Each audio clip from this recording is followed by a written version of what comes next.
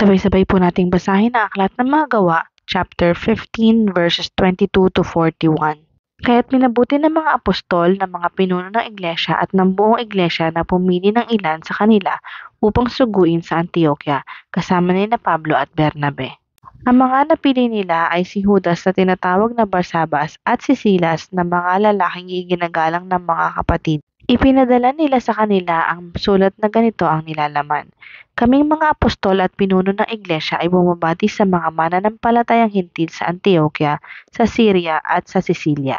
Nabalitaan namin ginugulo kayo ng ilang kasamahan namin galing dito, kahit na hindi namin sila inuutusan.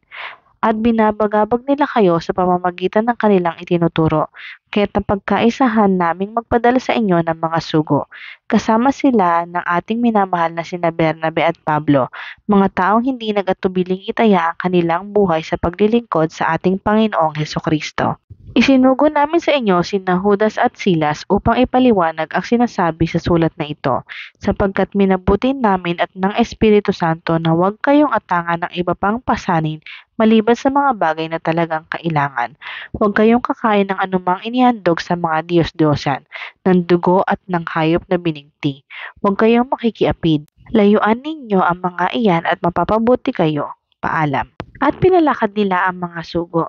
Pagdating sa Antioquia, tinipon ng mga ito ang mga kapatid at ibinigay ang sulat. Pagkabasa sa sulat, naggalak ang lahat dahil sa kanilang narinig.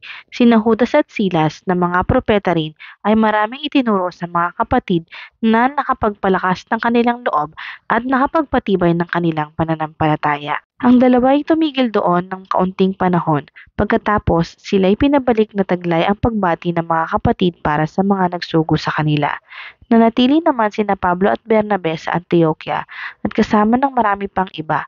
Sila'y nagturo at nangaral ng salita ng Panginoon.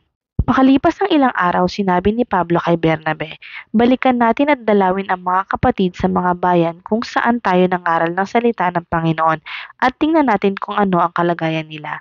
Nais ni Bernabe na isama si Juan na tinatawag ding Marcos. Ngunit ayaw ni Pablo sapagkat hindi ito nagpatuloy na sumama sa kanilang gawain. Sa halip, ito'y humiwalay sa kanila sa Pamphylia. Nagkaroon sila ng mainitang pagtatalo kaya't naghiwalay sila. Isinama ni Bernabe si Marcos at naglayag sila papuntang Cyprus. Isinama naman ni Pablo si Silas at sila'y umalis matapos ipanalangin ng mga kapatid na ingatan sila ng Panginoon. Naglakbay sila sa Syria at Sicilia at pinatatag ang mga iglesia roon.